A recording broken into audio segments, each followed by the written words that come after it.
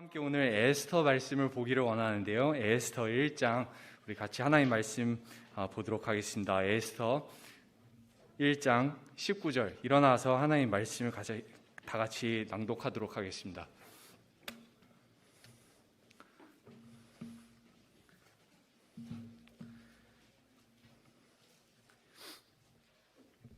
에스더기 1장 19절 말씀입니다. 다 같이 소리내어 읽겠습니다. 만일 시작. 만일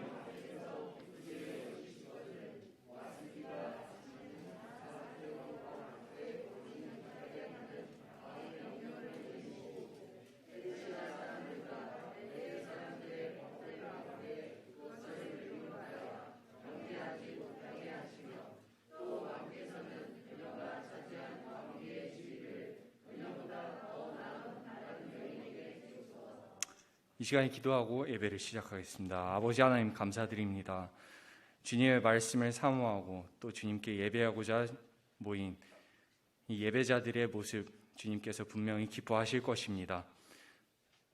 그러나 이렇게 건강으로 인해 사정으로 인해 같이 있지 못하신 여러분들도 하나님께서 잘 아시오니 이 시간 그들과 함께 하사 저희와 동일한 용으로 주님의 말씀을 나누는 데 있어서 주님의 음성을 저희들이 모두 다 들을 수 있도록 저희들을 인도하여 주시옵소서.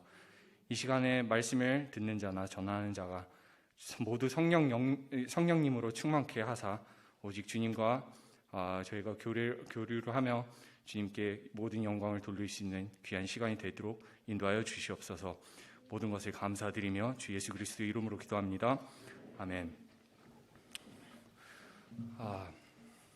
사실은 제가 한국말로 설교하는 것은 처음은 아닙니다. 채플 시간 때 그리고 마이티맨 어린이 예배를 비롯해서 하나님의 말씀을 이렇게 한국어로 전하는 계기들이 많은데 처음으로 이렇게 큰 예배라고 하죠. 이렇게 어른들과 함께 이렇게 하나님의 말씀을 한국말로 이렇게 전하면서 전하게 되어 굉장히 좀 떨립니다. 그래서 제가 만약에 개떡같이 의사소통을 하면 여러분들은 어떻게? 그렇죠. 찰떡같이 좀 많은 양해를 부탁드리겠습니다. 오늘 여러분과 함께 하나님의 말씀을 보고자 하는데 오늘 말씀 주제는 하나님은 어디에 계십니까? 라는 말씀 주제로 여러분과 함께 시간을 나누고자 합니다. 참 이와 같을 때 하나님은 어디 있습니까? 라는 질문 참 묻기가 자주 묻는 것 같습니다. 하나님은 어디에 계실까? 혼란, 두려움, 그리고 불안할 때 종종 우리의 마음을 사로잡는 질문이지요. 이 질문은 항상 잘못됐다고 말을 할 수는 없습니다. 더 나아가 이 질문을 입에 담는다고 해서 하나님의 존재를 의심한다고 결코 말도 할 수 없습니다. 하나님 어디 계십니까를 물었지 하나님 계세요? 물은 것은 아닙니다. 하나님의 존재를 믿으면서 하나님의 임재를 충분히 우리는 의심할 수 있습니다. 하나님의 존재는 믿으나 하나님 과연 어디에 계실까 지금? 라는 질문을 때때로 하기는 합니다. 시편 말씀을 읽어보시면 시편의 저자들은 종종 그런 질문들을 물었습니다. 다윗을 비롯해서 하나님 어디 계세요? 하나님 왜 저를 버리셨나이까? 심지어 예수 그리스도도 십자가에 못 박혀 돌아가셨을 때 복음서에 잘 기록된 것처럼 하나님이여 나의 하나님이여 어찌하여 나를 버리셨나이까? 라는 고백도 하셨습니다. 하나님께서는 도대체 왜 우리가 살고 있는 세상 속에 이런 일들을 지금 그냥 허락하시는 걸까요? 우크라이나 이런 사태를 우리가 보면서 하나님 무슨 계획을 갖고 계시는 걸까요? 아니면 때때로 우크라이나가 아닌 우리의 삶 속에 하나님 이런 어려움, 이런 고난, 역경을 왜 허락하시는 거지요? 저와 함께 계시는 건가요? 라는 질문을 종종 묻습니다. 불안하고 혼란스러울 때 하나님의 존재를 우리가 간혹 의심할 때가 있습니다. 이게 바로 나의 바로잡음을 위한 것인가? 나의 책망을 위한 것인가? 아니면 나를 징계하고자 하나님께서 자신의 얼굴을 드러내지 않고 나를 멀리하는 걸까? 라는 생각을 하게 됩니다. 나와 상관 있는 일인가? 아니면 전혀 상관없는 일인가? 왜 세상은 이렇게 돌아가고 있죠? 여러분, 우리가 다 믿고 아는 바와 같이 우리 하나님은 모든 주권을 소유하신 분이십니다. 모든 것을 그분께서 주관하고 계신다는 말씀을 드리고 싶습니다. 하지만 하나님의 주권과 그 주도력을 우리는 믿지만 때때로 하나님의 길들과 하나님의 의도를 우리가 이해하지 못할 때가 많습니다. 이사야서 55장 9절 말씀을 여러분들 아마 많이들 들어보셨을 거예요. 하나님의 길들과 하나님의 생각들을 묘사하는 데 있어서 저 하늘이 땅에서 높은 것 같이 나의 생각이 너의 생각보다 높고 나의 길들이 너의 길들보다 높다라는 하나님의 말씀. 우리 사람의 뇌로, 사람의 생각으로 감히 근접할 수 없는 하나님이십니다. 근데 우리가 살면서 충분히 이해는 합니다. 그러한 하나님을 우리가 어떻게 온전하게 다 깨닫고 우리가 어떻게 그분의 모든 길들을 다 파악하며 살아갈 수 있겠습니까? 그거는 우리는 인정할 수는 있습니다만 우리가 때때로 하나님께 힌트를 구합니다. 하나님, 모든 것은 다 알려주실 필요는 없지만 이 한 가지 그래도 좀 방향을 좀 주시면 당신의 존재가 지금 어디에 계신지, 어떻게 지금 움직이고 계신지에 대해서 우리는 때로 하나님께 묻습니다. 우리의 믿음의 시력이 어두워질 때가 있습니다. 하나님은 계신데 분명히 어디에 계시는지 잘 안 보일 때가 있죠. 그리고 우리의 인간적인 관점에서 봤을 때 좀 조명 좀 해줬으면 하는 하나님에 대한 그런 바램도 있을 때가 있습니다. 여러분, 엘리사의 혹시 종 이야기 알고 계시나요? 엘리사는 분명히 하나님의 존재가 어디에 계셨는지 분명히 알고 계셨고, 물론 그를 위협하는 군대가 자신을 에워쌌음에도 불구하고 두려워하지 않았던 엘리사의 모습. 그 반면 그의 종은 두려움에 떨었습니다. 그러면서 하나님의 사람인 엘리사께 우리 큰일 났습니다. 왜? 보이지 않았거든요.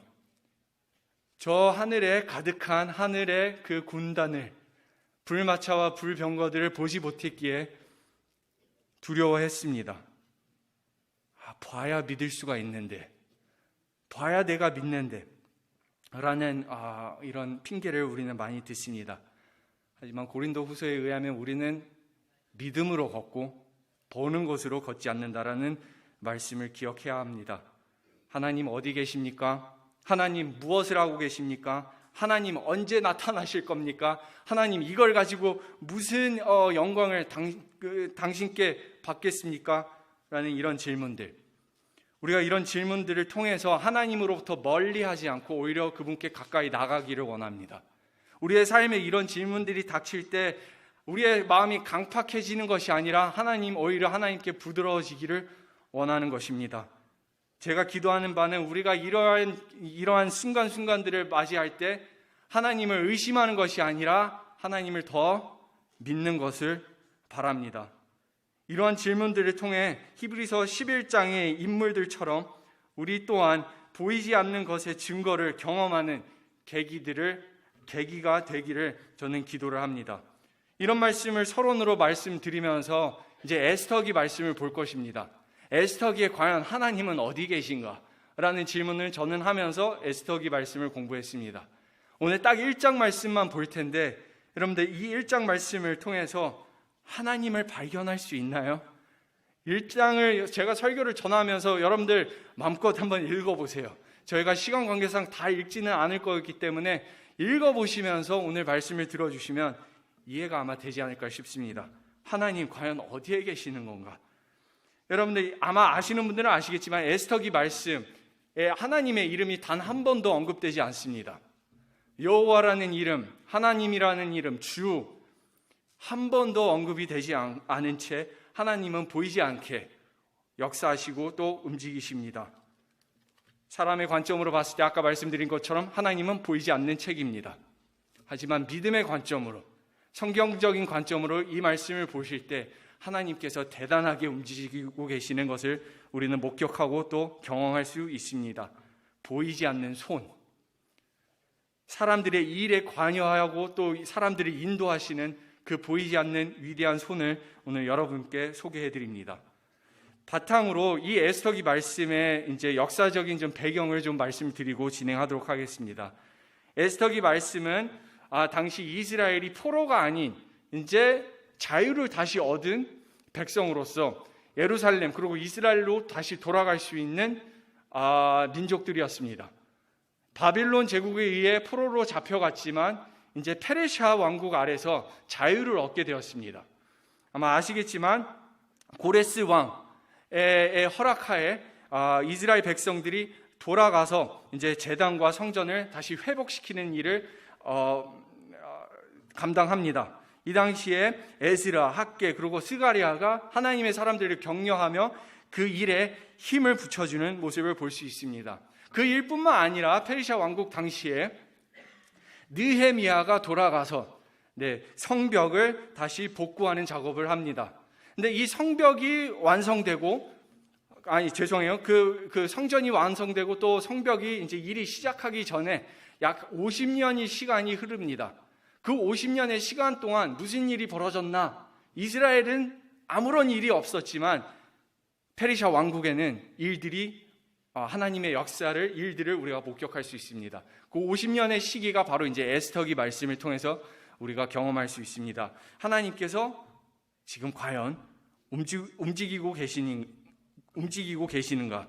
에스더기 말씀을 통해서 우리는 1절 말씀을 통해서 그 당시의 왕에게 소개가 됩니다. 아하수에로라는 왕을 우리가 소개를 받는데 그 악명 높은, 전 여기서 좀 조심해야 됩니다. 영어로는 King Xerxes, 한글로는 욕처럼 살짝 들려요. 발음을 잘못하면. 그래서 게세그레 게스, 오케이, 그세르그세스, 오케이, 제일 세 왕이죠.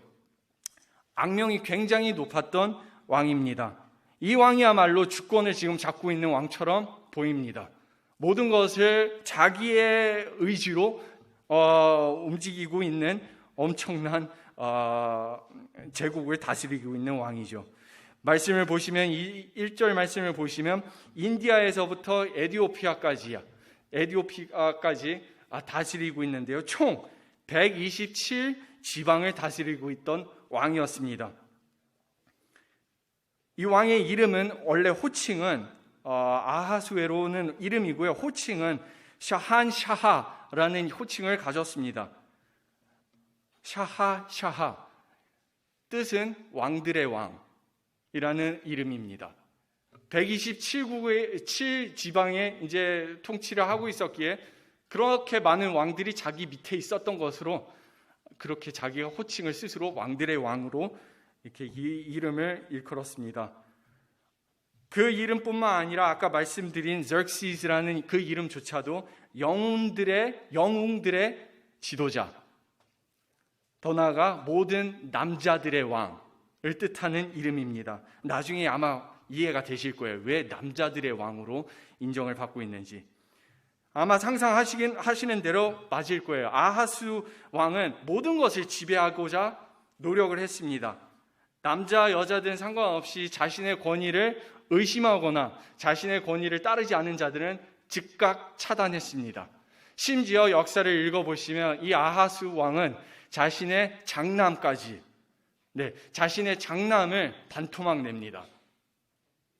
자신의 친아들을 몸을 잘라서 반토막 낸 채 자신의 모든 군대가 그 시체 사이로 지나가도록 명령합니다. 나를 거역하면 이렇게 된다 라는 확실한 증거를 보여준 거죠. 역사를 공부해 보시면 아시겠지만 어마무시한 군대를 거느렸습니다. 적어도 200만 명 최대는 이제 역사학자들이 이제 이 부분에 대해서는 논쟁이 많은데 500만 명까지를 이끌었던 왕이었습니다. 이집트를 정복하고 다음 목표는 그에게는 그리스였습니다. 그리스를 정복하기 전에 1장이 기록됩니다. 그의 제3년에 통치하고 있는 제3년에 이 잔치를 벌입니다. 모든 지방의 통치자들을 모집해서 180일 동안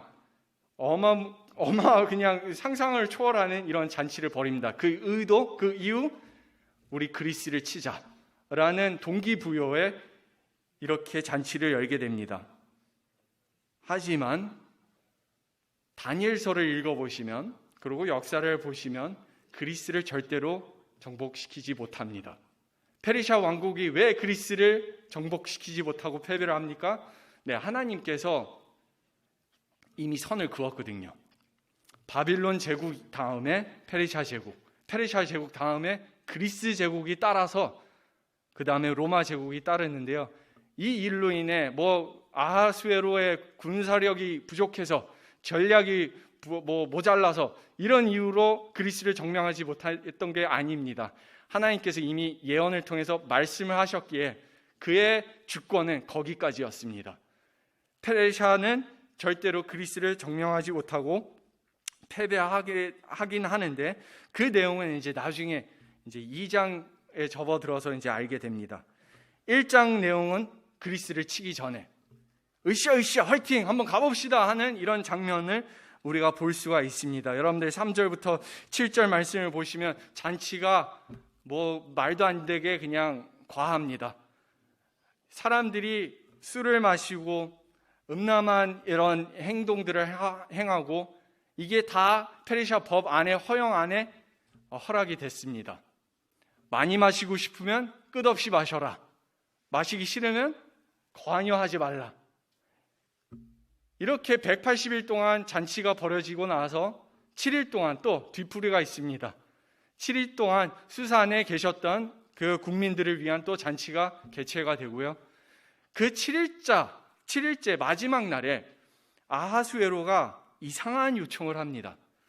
여러분들 7절 죄송합니다. 여기 8절부터 이제 20절 말씀을 보시면 아하수에로 왕은 왕비인 와스디를 호출합니다.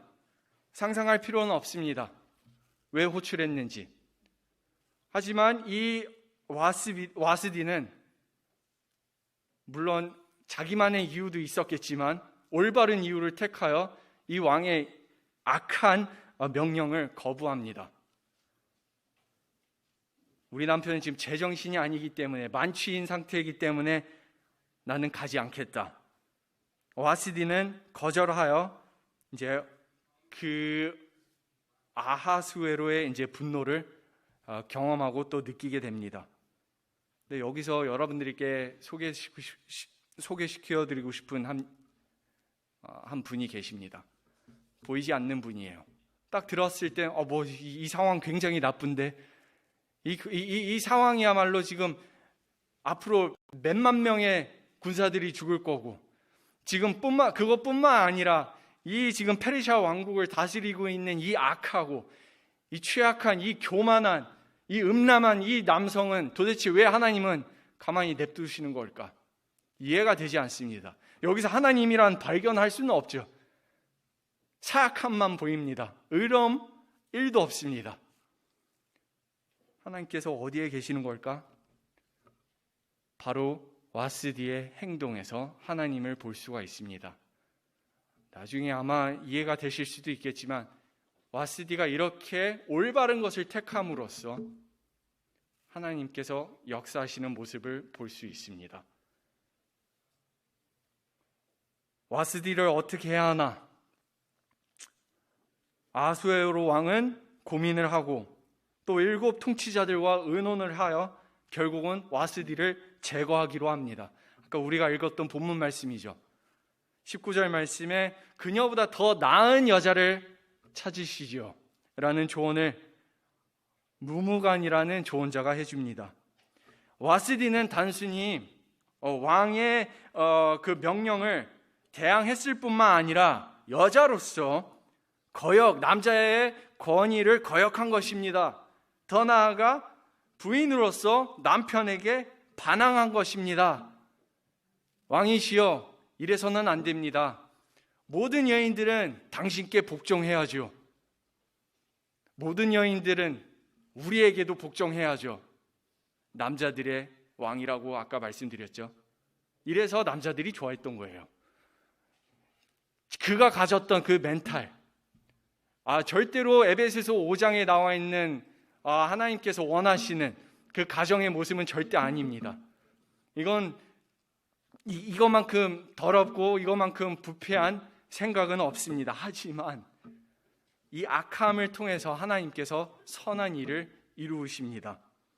여러분, 이 아하수에로 왕의 이 명령을 메데 페르시아 법으로 지정합니다. 메데 페르시아 법은 아시다시피 결코 변치 않는 법이었어요. 이 법으로 인해 다니엘이 사자굴에 던져졌죠. 이건 절대로 왕조차 바꿀 수 없는 법을 만든 것입니다. 이 법을 만들고 나서 왕은 후회했습니다. 그 후회했던 장면이 이제 나중에 2장에 나오는데요. 1장과 2장 사이에 이 왕의 자존심을 확 무너뜨린 일들이 있었습니다. 그리스에게 2번이나 패배하거든요. 2번이나 패배하고 나서 내가 그렇게 권력 있고 모든 주권을 가지고 있는 사람이 아니라는 것을 깨닫게 되죠. 저는 여러분과 함께 1장만 이제 좀 볼 텐데요. 1장을 통해서 교만한 모습만 보이고요, 악한 모습들만 보이는데 하나님 어찌하여 이 교도들이 경노하여 백성이 헛된 일들을 왜 꿰입니까? 하나님께서 모든 주권을 가지고 계십니다. 여러분들, 시편 47편 8절 말씀 한번 같이 보겠습니다. 시편 47편 8절 말씀.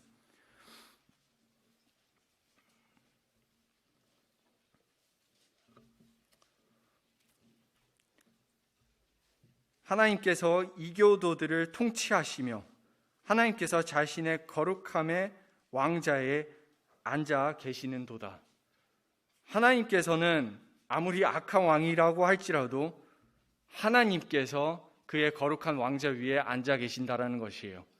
1절 말씀을 여러분들 아까 우리 보시면 2절 말씀을 보시면 아하수에로가 왕자 위에 앉아 있다고 얘기를 합니다. 근데 그게 가장 높은 왕자가 아닙니다. 이 세상에 더 높은 왕자가 있지요.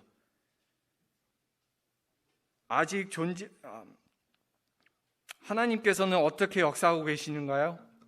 지금 1장 말씀을 통해서 여러분들에게 이 말씀을 해드리고 싶습니다. 아직 존재하지도 않는 문제의 해결책을 하나님께서는 만들고 계시는 겁니다.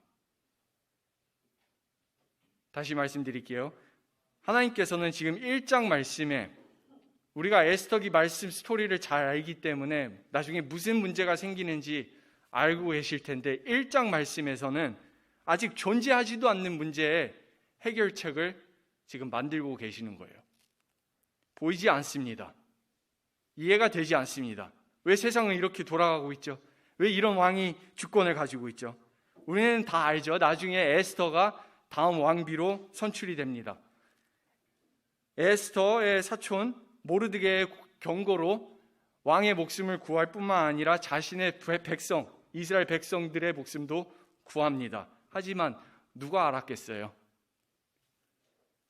누가 새로운 왕비가 있어야 된다는 것을 누가 알았겠어요? 누가 그 왕비는 반드시 유대인이어야만 하는 것을 알았겠어요? 누가 아하수에로의 그 생명을 구해야만 했는지 누가 알았겠어요?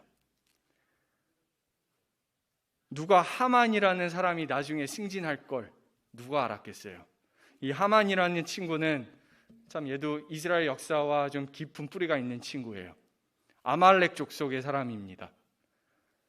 아말렉 족속이 누구죠? 사울 왕이 하나님의 명령을 받고 모두 다 죽이라고 명령 받았던 그런 사람들인데 지금 이스라엘의 대적으로 일어나 다시 이스라엘을 멸종시키고자 합니다. 근데 누가 알았겠어요? 사울의 그 불순종이 이런 영향을 끼칠지. 사실은 그 누구도 몰랐죠. 그 누구도 준비할 수 없었어요. 하나님 제외하고. 하나님은 모든 것을 알고 계시기에, 전능하시기에, 모든 것을 자신의 주권 안에 다스리고 있기에 보이지 않게 역사하고 계시는 것을 우리는 볼 수 있습니다. 말씀을 마무리하겠습니다. 에스더기는 우리에게 엄청난 진리를 상기시켜 줍니다. 하나님은 안 보이는데 하나님은 역사하고 계시는가? 하나님께서 도대체 지금 무슨 일을 지금 계획하시고 우리를 이렇게 그냥 냅두시는 걸까? 상기시켜 드리고 싶은 바는 하나예요. 하나님을 깜짝 놀라게 하는 것은 하나도 없습니다. 하나님, 제 삶에 이런 게 왜 닥쳤죠? 저는 좀 당황할 때가 있습니다. 하나님은 당황하지 않으세요. 알고 있어. 내가 계획하고 있는 바가 있어. 여러분, 우리는 항상 기억을 해야 됩니다. 모든 것은 그분의 주권 안에 있습니다. 그분은 나중에 끝에 무슨 일이 벌어져야 되는지도 다 알고 계시는 겁니다. 요한계시록을 하나님께서 우리에게 주신 이유가 있습니다. 기억하라. 끝은 나에게 속하다. 끝에서는 내가 우승한다. 나를 좀 믿어줘. 하나님의 그 충고, 하나님의 그 말씀, 우리는 기억해야 할 때가, 필요할 때가 너무나 많지만 우리는 육신적으로 알고 싶은 바가 너무 많습니다. 하나님, 왜라는 질문에 우리는 시달립니다. 하나님의 의도가 이해가 되지 않습니다. 하나님의 길들이 이해가 되지 않습니다. 여러분, 그건 사실 우리가 신경 쓸 게 아닙니다. 좀 험하게 말씀드리는 것처럼 들리겠지만 하나님의 일들은 우리가 관여해서는 안 됩니다. 하나님을 믿어야죠. 하나님을 믿어야 됩니다. 우리에게 요구되는 바가 있습니다. 그것이 하나님의 모든 길들을 깨달아라? 이거는 아니에요. 우리에게 요구되는 바는 미가야 6장 8절에 언급됩니다. 한번 같이 말씀 피겠습니다. 미가야 6장 8절. 우리에게 요구되는 바가 무엇인지 여러분들 한번 보시길 바랍니다.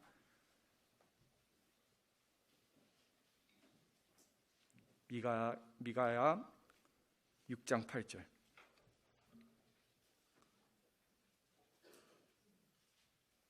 한번 같이 읽어보겠습니다. 피셨으면 같이 읽을게요. 오 사람아, 시작. 오 사람아, 그분께서 무엇이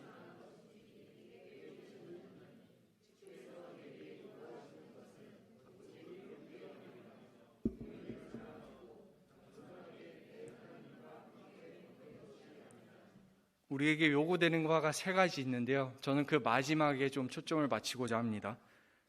내 하나님과 함께 걷는 것이 아니냐.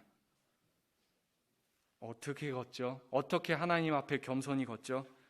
다시 서론으로 돌아갑니다. 우리는 믿음으로 걷습니다. 보는 것으로 걷지 아니하고. 나보다 더 뛰어난 생각과 더 뛰어난 계획을 가지고 계시는 하나님을 믿으며 나갑니다. 로마서 8장 28절의 말씀을 붙잡으며 살아갑니다. 내가 그분을 사랑하고 그분을 따르면 모든 것이 협력해서 선을 이룬다 라는 그 말씀을 기억해야만 합니다. 그분을 사랑하는 자들에게 있어서 모든 것이 협력해서 선을 이룬대요. 하지만 누가 그러면 하나님을 사랑하는 자들인가요? 하나님의 말씀을 지키고 하나님의 말씀에 순종하는, 하나님의 말씀을 믿는 자들입니다. 마치 요셉과 같은 인물들입니다. 성경의 요셉, 뭘 깨달았나요? 하나님을 의존하면 절대로 하나님은 날 실망시키지 않는다. 나중에 창세기 50장을 읽어보시면 형들에게 했던 고백, 로마서 8장 28절 말씀과 비슷합니다. 형들은 악을 생각해서 나를 이렇게 대했는데 하나님은 선을 이루도록, 이 많은 구원을 이루도록 하나님께서는 역사하셨다. 현장에서 살고 있는 우리는 악한 것만 보입니다. 하지만 여러분들에게 오늘 격려하고 또 상기시켜 드리고 싶은 것은 단순합니다. 보이지 않는 손이 있습니다. 세상을 주관하고 계시는 보이지 않는 그 손은 나의 삶에도 개입하시고 나의 삶도 인도하시는 보이지 않는 손입니다. 여러분들이 그 손을 신뢰하며 그 손을 붙잡으며 하나님을 믿음으로 나가시길 원합니다. 이 시간에 기도하고 마무리하겠습니다.